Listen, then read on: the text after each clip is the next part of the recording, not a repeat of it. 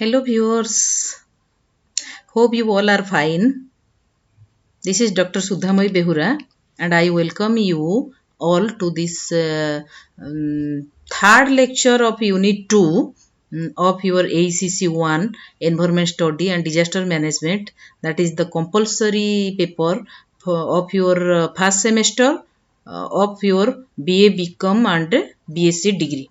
Okay, so we have already completed the unit 1 in 13 lectures and we have already started the unit 2 classes. Okay, so in unit 2 we will also cover 12 to 13 classes in which the entire unit will be completed, and we have completed 2 units in which we discuss different aspects. Those are as per your syllabus. Okay, so all these discussions are going on continuously and as per your syllabus. Okay, and serially also. So I am maintaining the serial also. Okay, so you will not be biased.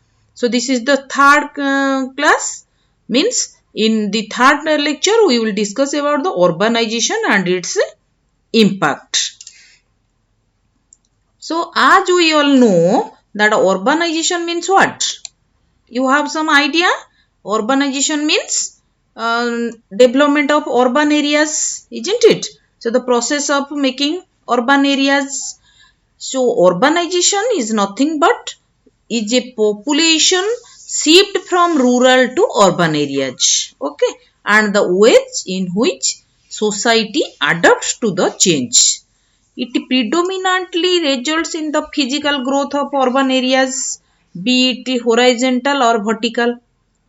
So nowadays in the urban areas, that means in the areas where the population number is more and other facilities also are more, that areas is known as your urbanization or urban areas.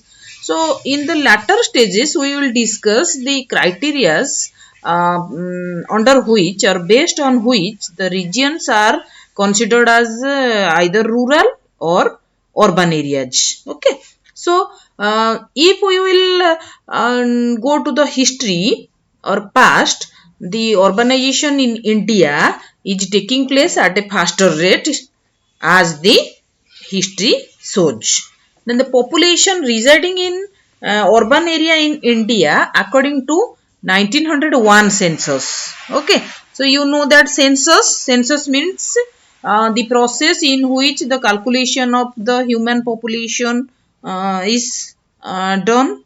Okay, so census is for other animals also, tiger census, elephant census. Okay, so but human being or the your population, human population census is done in every 11 years. Okay, once in any 11 years. Okay, so in the 1901 census, the urban area population was 11.4% and this count increased to 28.53% according to 2001 census and crossing 30% as per 2011 census. Okay, so this standing at 31.16%.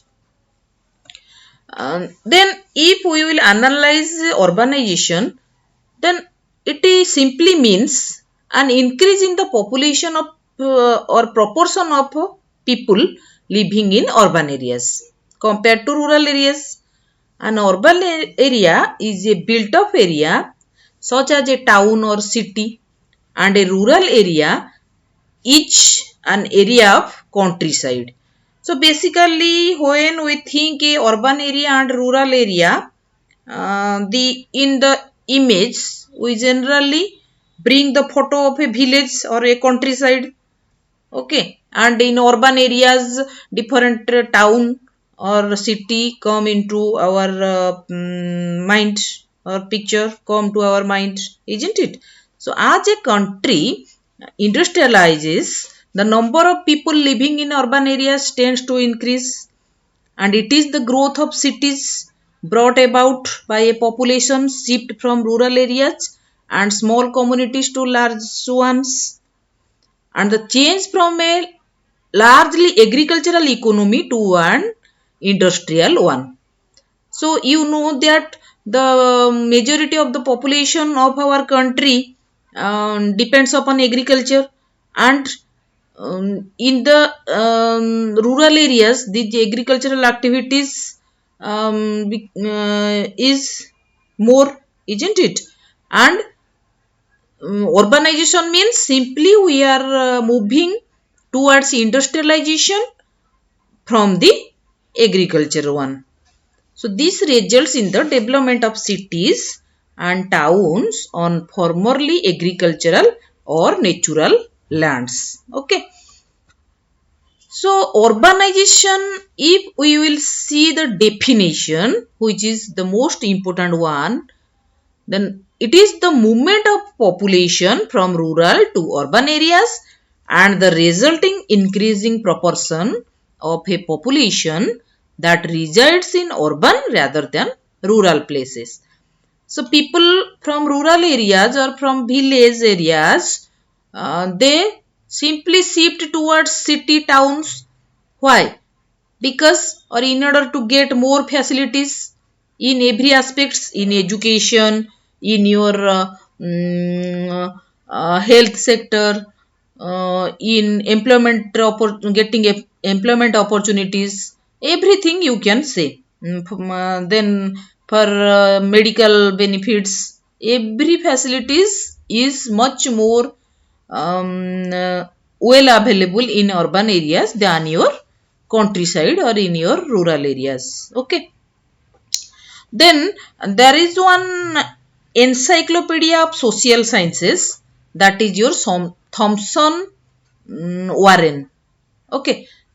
In that encyclopedia, Thomson Warren has defined the urbanization word as the movement of people from communities concerned chiefly or solely with agriculture to other communities, generally larger, whose activities are primarily centered in government, trade, manufacture or allied interests. Okay. So my dear viewers, my dear students, those who are watching these videos for your AECC 1 syllabus purpose, so you will appear your upcoming examinations, that is university examinations, and the mark is of 80 marks. So you just try to prepare the notes from these ready-made available materials in front of your screen. Okay, because I have provided everything in a short, precise and very simple manner, so that you can easily also make your notes. Okay, so go through this and prepare well for the upcoming examinations. Okay, first semester university examination. So we were discussing about Thomson Warren definition, and he told that agricultural activity is shifting towards the government, trade, manufacture and allied interests. Then another your person, that is Anderson, he defined urbanization uh, that it is not a one-way process, but it is a two-way process. What are these two-way process? It involves not only movement from village to cities and changes from agricultural occupation to business, trade, service and profession, but it also involves change in the migrants' attitudes, beliefs, values and behavior pattern.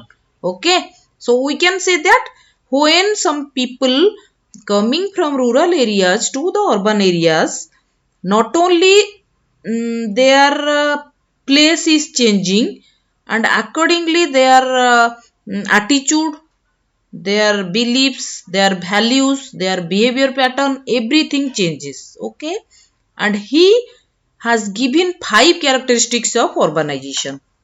Okay, what are those 5 characterization?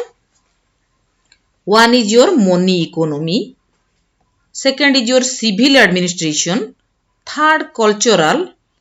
Then fourth is your written records, and fifth is your innovations. Okay, so these are the 5 important characteristics of urbanization given as per the Anderson, who told that there are the two-way process, not a single way.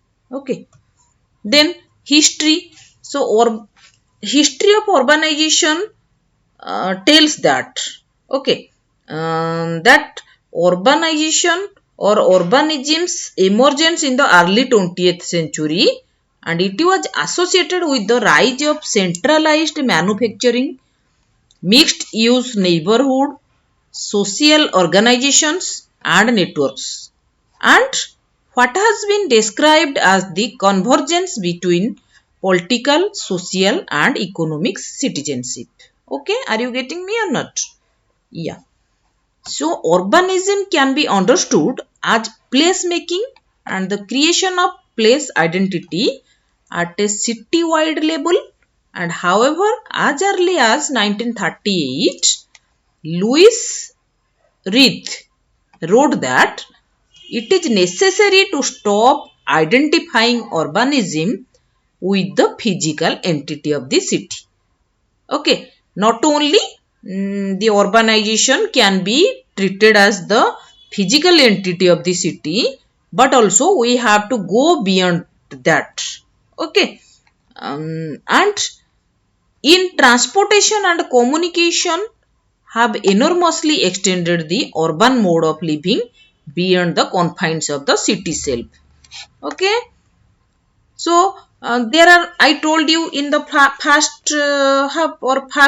when I start this class, that there are some criteria to decide if a city is urban or rural.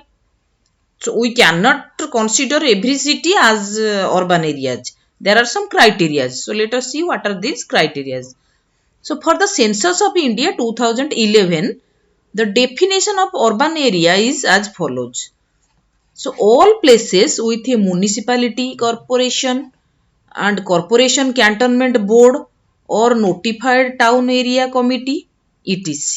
So those areas having a municipality, corporation, cantonment board or notified town areas can be considered to be an urban area. Then all other places which satisfied some other criteria like a minimum population of 5,000. So that area can be considered as an urban area where the minimum population will be 5,000. Okay. Below to that we cannot consider that area as urban area, although there are other infrastructural facilities are well marked. Okay. So next criteria is your at least 75% of the male men working population engaged in non-agricultural pursuits. Non-agricultural activities means I told you that in rural areas majority of the human population are engaged with your agriculture. Okay, so here urban areas means the entire out of the entire population, at least 75% of men workers, they should be engaged in non-agricultural activities. Okay, means any other official work, in trade, in business, in any other activities. Then the another important criteria is a density of a population of at least 400 person per square kilometer. This is the another important criteria to declare one region as an urban region, that the population density should be at least 400 persons per square kilometer. Okay. Then what are the features of urbanization? So the important features of urbanization are fast growth in urban population between 1961 to 71. Okay. So the growth rate of population in urban areas was over 38% during these periods, means in between the year 1961 to 71. This was followed by a still higher growth of 46%. So in the first 10 years, the growth was 38%. In the next consecutive 10 years, the growth shows some higher trend, means 46%. Okay, during the decade 1971 to 81. Then in the next decade, means in the next 10 years, that is between 1981 to 1991, the growth was no doubt somewhat less at over 36%, but it was not inconsiderable. Okay, then large increase in big towns. Another noteworthy feature of urbanization is that there has been a substantial increase in the population of big towns.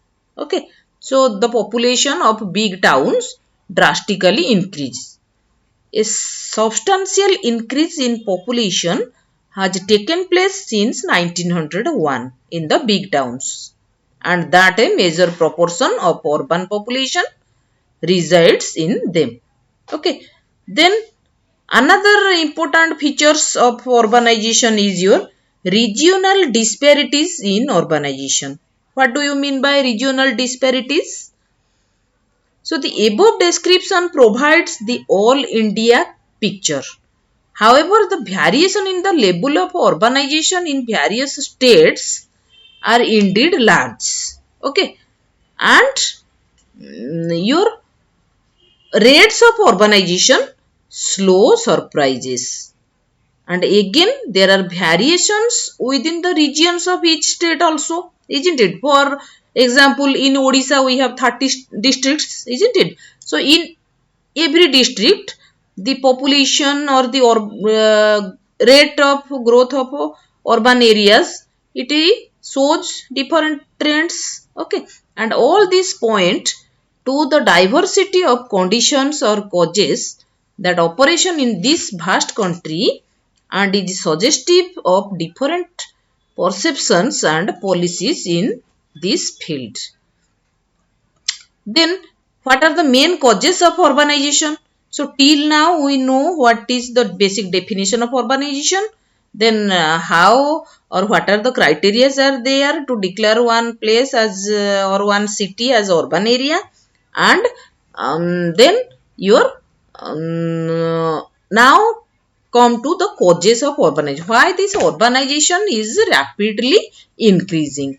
So because first and important cause is your growing industrialization, then population pressure, employment opportunities. I have already told these causes in between the discussion, isn't it? Then people migrate from rural towards the urban areas in hope of better standard of living. Then decrease in death rate and growing birth rate. Then in search of social mobility and fortune. Okay, so these are the main causes of your urbanization. Then an important result of industrialization was the rapid growth of cities. Okay, so in here you can see this picture can define this how urbanization takes place. So you can see in the left side, these were the regions that were marked in the early year, and from this to this in the right side you can see the concrete jungles, the buildings. Okay, and there are no free space to walk, to see. So this is the clear picture of urbanization. Then now let us discuss the impacts of urbanization. So everything has two sides. You know, every coin has its two sides. Urbanization has also two types of impacts. Some positive impacts as well as some negative impacts. Okay.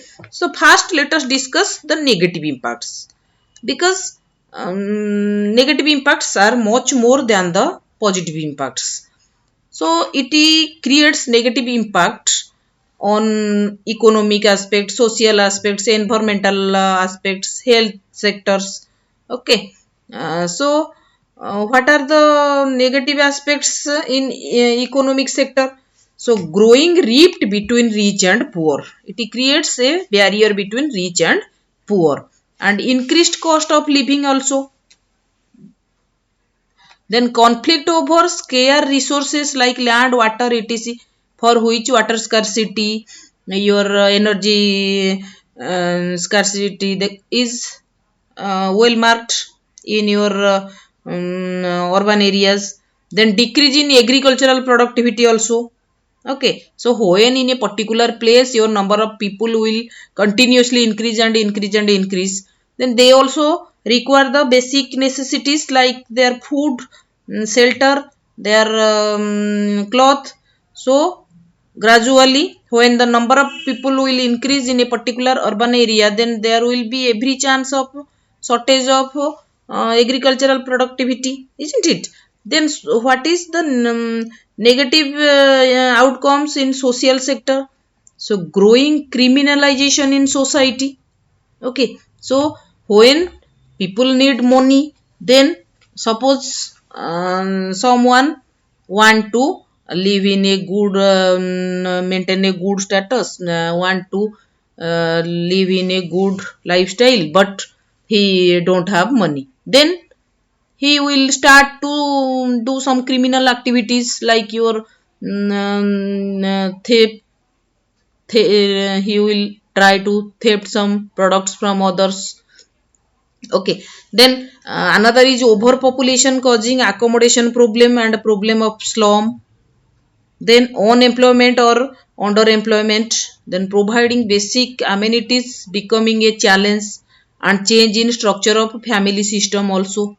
Okay, because previously you were brought up in your nuclear families, means in joint families where your grandfather, grandmother, but nowadays I am also coming in that category, that now we all are bound to live in nuclear families with and separated from our origin or from our village, isn't it? Then there are also negative impacts on environmental sectors like pollution of land, air, water, then sewage and garbage management problems, loss of habitat and biodiversity, loss of forest cover and depletion of wildlife. Okay, and on health sector, the negative outcomes found are psychological problems like stress. Okay, so due to overwork within the a given or sort of interval of time, all the people they live in stress condition, then spread of contagious diseases, then drug abuse, increase in lifestyle diseases. Okay, then let us see some positive outcomes on economic sector, social sector, political sector. Okay, so growth of service sector oriented economy over agricultural economy, then boost to infrastructure development, increased productivity and economic growth, growth of trade and commerce, then growth of tourism. So we can never say that urbanization only creates some negative outcomes in economic sector. It also creates some positivity in economic sector. Okay, growth of tourism, then growth of trade commerce, then on social aspects, spread of education, women empowerment, gender equality, then spread of modern technology, availability of medical facility and increase in life expectancy, then social and cultural integration.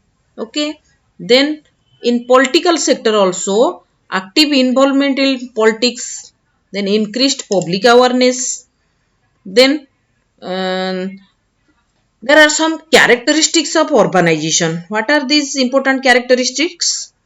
So, highest growth rate of urbanization, especially in the mega class 1 and metropolitan cities as compared to small cities. And informal settlements occupy one third of the area in large urban centers such as Mumbai, Kolkata, Chennai. Okay, and city planning focused only on legitimate area growing regionalism in face of a migration. And increase in slums followed by poverty, unemployment, exploitation, inequality, degradation of quality of life. Okay. And urbanization occurs due to rural push, then demographic explosion in few areas. It has occurred without much industrialization. Then southern India is more urbanized than northern and eastern India. Okay, these are some characteristics features found in the urbanization everywhere in the country. So there are also some various government schemes to tackle the problem of urbanization. This is most important aspect, and you have to remember what are the government schemes to tackle problems of urbanization. Okay, so let me discuss. First scheme is your Syama Prasad Mukherjee urban mission. Okay, for providing urban amenities in rural areas. Okay, that is Rurban mission. Rurban means rural and urban combining. The word is made as Rurban mission. Okay, means for providing urban amenities in rural areas. Then another is JNNURM, that is Jawaharlal Nehru National Urban Renewal Mission. This is launched in the year 2005 for focused and integrated development of the urban infrastructure and services. Then third scheme is your Rajiv Awas Yojana, which was launched in the year 2011 for creating slum-free India. Okay. Then fourth scheme is Skill India scheme, launched in March 2015 for skill development and entrepreneurship. And fifth is your National Urban Transport Policy, that was launched in the year 2006 to address the transport needs of city dwellers. And the Smart City Initiative in the year 2014 for creating 100 smart cities. Okay, you must have heard, and survey goes on, and Bhubaneswar was declared as our smart city, isn't it? Because it score more points than your Cuttack, Sambalpur, okay, and other some areas. Okay, then Swachh Bharat scheme, that was launched in 2014 for clean urban area. Then another government scheme is Deen Dayal Antodaya Yojana to provide employment opportunities to poor. Okay, so these are all about your the urbanization chapter. Okay, so the urbanization and its impact on society, in which we discuss every aspects on urbanization. So you have to go through this and should also remember the government schemes to tackle the problem of urbanization. Okay, so all these for today. Okay, my dear viewers, my dear students. So bye for today, and take care. But please don't like, subscribe and share my channel. If you want to see continuous videos which is only based on your Aecc 1 environment study and disaster management, and also this discussion will provide one platform to prepare on environmental aspects for those students who are going to appear some examinations, okay, competitive examinations in near future. Okay, so thank you all for watching my video. Thank you. Bye bye. We will meet soon with another new content based on your syllabus. Thank you. Bye bye.